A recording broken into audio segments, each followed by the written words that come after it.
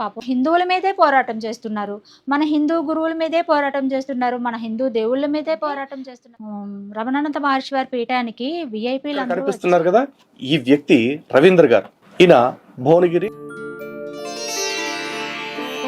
మీరు నాకు సరైన సమాధానాలు ధర్మపూరితంగా చెప్పండి, ఓపెన్గా చెప్పండి అన్నాడు. అమ్మ నాకు ఒక దర్శనం ఇచ్చినప్పుడు దశమహావిద్యా దేవతల ఉపాసనలో కఠినంగా విమర్శలు చేస్తున్నా ఆయన విలువ అలా పెరుగుతుందంటే హిందూ బంధువులారా, మీరందరూ కనిపెట్టారో లేదో, మరి మన హిందూ ధర్మాన్ని, మన సనాతన ధర్మాన్ని కాపాడటానికి ఒక 10 మంది మాత్రమే ఆ భారం అంతా భుజాన్ని వేసుకుని పోరాటం చేస్తూ ఉన్నారు. సనాతన ధర్మాన్ని, హిందూ ధర్మాన్ని కాపాడటం కోసం పాపం హిందువుల మీదే పోరాటం చేస్తున్నారు, మన హిందూ గురువుల మీదే పోరాటం చేస్తున్నారు, మన హిందూ దేవుళ్ళ మీదే పోరాటం చేస్తున్నారు. ఇక విషయానికి వస్తే లలిత్ కుమార్ గారు ఒక వీడియో చేశారు. పాపం ఆయనకి థ్రోట్ ఇన్ఫెక్షన్ వచ్చిందంట, మాట్లాడలేకపోతున్నారంట. అయినా సరే చూడండి, మరి ఆయన హిందూ ధర్మం కోసం, సనాతన ధర్మం కోసం ఎంతగా పాటుపడుతున్నారో కదా. వారు చాలా బాధపడిపోతున్నారు. ఎందుకంటే రమణానంద మహర్షి వారి పీఠానికి విఐపీలు అందరూ వచ్చి ఆయనకి సన్మానాలు చేస్తున్నారంటండి. ఇక్కడ ఒక్కసారి వీడియో చూడండి. ఈ వీడియోలో కనిపిస్తున్న వారి పేరు చంద్రబాబు గారు. ఆయన సర్కిల్ ఇన్స్పెక్టర్ భువనగిరి. ఆయన ఈ సిద్ధగురు రమణానందగా చెప్పుకునే రమణయ్య ఆశ్రమానికి వెళ్ళి అక్కడ శివలింగానికి అభిషేకం చేస్తూ వారి చేత సన్మానాలు స్వీకరిస్తూ ఉన్నారు. ఇక్కడ కనిపిస్తున్నారు కదా, ఈ వ్యక్తి రవీంద్ర గారు. ఈయన Bhuvanagiri deputy superintendent of police, DSP గారు. ఈయన కూడా రమణయ్య గారి దగ్గరికి కుటుంబ సమేతంగా వెళతారు, అభిషేకాలు చేస్తారు. ఇంతలాగా అసత్య ఆరోపణలు వీడియోలు చేస్తున్నా సరే విఐపీలు అందరూ పీఠానికి వస్తున్నారు. పీఠానికి రావటమే కాదు, మహర్షి వారిని సన్మానిస్తున్నారు, మహర్షి వారితో సన్మానాలు స్వీకరిస్తున్నారు. అయ్యో లలిత్ కుమార్, మీకు ఇంకా అర్థం అవ్వలేదా? ఎందుకు వెళ్తున్నారు అంటే, వాళ్ళందరూ అసలైన సనాతన ధర్మ రక్షకుడు, అసలైన హిందూ ధర్మ పరిరక్షకుడు రమణానంద మహర్షి వారే అని వారు గుర్తించారు కాబట్టి, వారు తెలుసుకున్నారు కాబట్టి వారిని సత్కరిస్తున్నారు, వారి దగ్గర ఆశీర్వాదాలు తీసుకుంటున్నారు. మీరు చేసిన దుష్ప్రచారాలలో నిజమెంత ఉందో తెలుసుకుంటున్నారు, వారిని అడుగుతున్నారు. రమణానంద మహర్షి వారు వివరంగా చెప్తున్నారు. మరి సత్యమేమిటో తెలుసుకున్న వారు వారిని సత్కరిస్తున్నారు.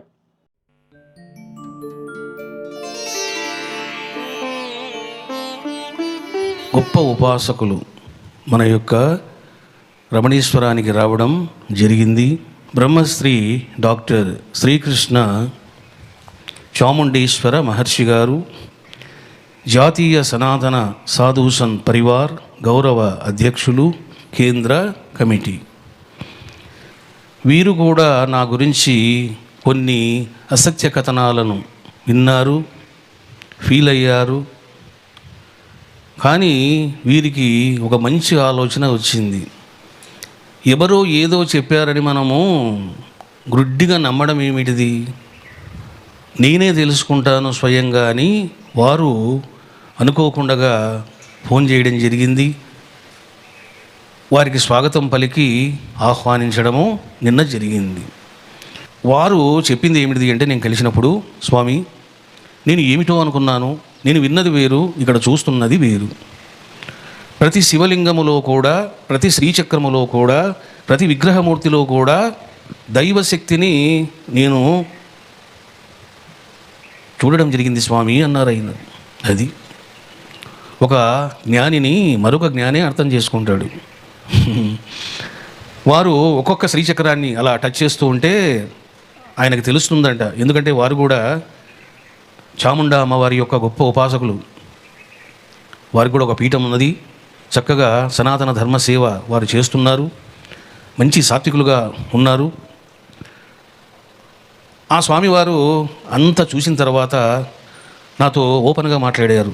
స్వామి, నేను కొన్ని విషయాలు మీ ద్వారా నిర్ధారణ చేసుకోవాలని వచ్చాను. మీరు నాకు సరైన సమాధానాలు ధర్మపూరితంగా చెప్పండి, ఓపెన్గా చెప్పండి అన్నాడు. అడగండి స్వామి అన్నాను. చూశారా బాబు, మీరు ఆంజనేయ స్వామిని కోతి అన్నారని ప్రచారం ఉంది, అది సత్యమేనా అని అన్నారు. సత్యం కాదు బాబు, అవన్నీ చిత్రీకరణలు అన్నాను. మీరు శ్రీరాముని నిందించారు అని విన్నాను అన్నారు. అటువంటి వీడియో అక్కడ చూపండి నాకు నిందించినట్లు. మరి మీరు రామాయణంలో గురించి మీరు మాట్లాడుతూ కల్పితమని అన్నారనే ప్రచారం జరుగుతుంది మా యొక్క సాధు సన్యాసులలో అన్నారు. నేను అన్నాను, రామాయణము కల్పితమని నేను ఎక్కడన్నానో చూపించండి. రామాయణములో ప్రక్షిప్తములు ఉన్నాయి, అది అందరూ తెలిసిన విషయమే.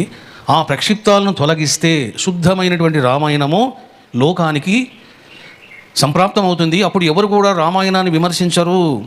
ఎందుకంటే చాలామంది రకరకాలుగా వ్యాఖ్యానాలు చేసి లేనిపోని మాటలు చెప్పి అనవసరంగా ఒకవైపు వాల్మీకి మహర్షిని, ఒకవైపు శ్రీరాముడిని ఎందుకండి ఆ విధంగా చేయడము? శుద్ధమైన రామాయణం ఏమి జరిగిందో దాన్ని యథాతథంగా లోకానికి అందించాలి కదా. ఆ మాట కూడా నేను ఎందుకు చెప్పాను? రామాయణానికి సంబంధించి నేను 3 మూల ప్రతులను అధ్యయనం చేశాను. కాశ్మీర మూలప్రతి, బెంగాల్ మూలప్రతి, ఇట్లా 3ంటిని నేను అధ్యయనం చేసి మంచి రామాయణాన్ని లోకానికి అందిస్తే బాగుంటుంది అన్నది నా ఆలోచన. దాన్ని కూడా వక్రీకరించారు అన్నాను.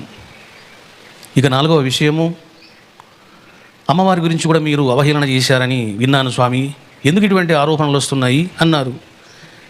అసూయతో రగిలిపోతున్నారు, ఈర్ష్యతో బాధపడుతున్నారు, ఏ విధంగా డీఫేమ్ చేయాలని చూస్తున్నారు. అందులో భాగమే బాబు ఇదంతా. నేను అమ్మవారి గురించి ఎందుకు మాట్లాడవలసి వచ్చింది? కాళీ మహావిద్య జరుగుతున్నప్పుడు అమ్మ నాకు ఒక దర్శనం ఇచ్చినప్పుడు, దశమహావిద్యా దేవతల ఉపాసనలో కఠినమైన పరీక్షలు ఉంటాయి, సాధకులు జాగ్రత్తగా ఉండాలి, అమ్మ పరీక్షిస్తుంది వీడిది మోహమా శుద్ధ భక్తియా అని నేను చెబితే ఆ ముందు కట్ చేసి వెనక కట్ చేసి పని కట్టుకొని వైరల్ చేస్తే తప్పుడు ఎవరిదండి అన్నాను. ఆయన చాలా ఫీల్ అయ్యారు. స్వామి, నాకు తెలుసండి అమ్మవారి యొక్క కథ ఎలా ఉంటుందో. తంత్రజ్ఞానం తెలిసిన వాళ్ళకి ఇటువంటి విషయాలు అర్థమవుతాయి, కానీ ఇట్లాంటి మూర్ఖులకు ఏం అర్థమవుతాయండి అని ఆయన కూడా బాగా ఫీల్ అయ్యారు. ఎందుకంటే ఈ విధంగా చేయడం వలన ఎవరికి డ్యామేజు? ఒక వ్యక్తిగా, ఒక వ్యవస్థగా, సనాతన ధర్మానికా, మరి పరమతస్తులకు అవకాశం ఇచ్చినట్లే కదా అని చెప్పడం జరిగింది. వారు ఎన్నో క్లారిఫికేషన్స్ తీసుకున్నారు. బాబా వారిపై కూడా వారి కొన్ని సంశయాలు ఉన్నాయి. వారు కూడా కొన్ని మాటలు బాగా విని బాబా ముస్లిం అన్నటువంటి భావనలో ఉన్నారు వాళ్ళు కూడా. అప్పుడు నేను చెప్పాను, సాయిబాబా ముస్లిం కాదు. సాయిబాబా ముస్లిం అనే దానికి ఒక ప్రమాణం మీరు చూపిస్తే నేను మీకు సాయిబాబా హిందువు, శుద్ధ బ్రాహ్మణుడు అనే దానికి 100 ప్రమాణాలు ఇస్తాను. నేను రచించిన గ్రంథం చదవండి అని శతప్రశ్న శరసంధానం ఇవ్వడం జరిగింది. వారు చాలా సంతోషించారు. ఒక్క మాట చెప్పారు వారు, స్వామి, ఏ పూర్వజన్మ సుకృతమో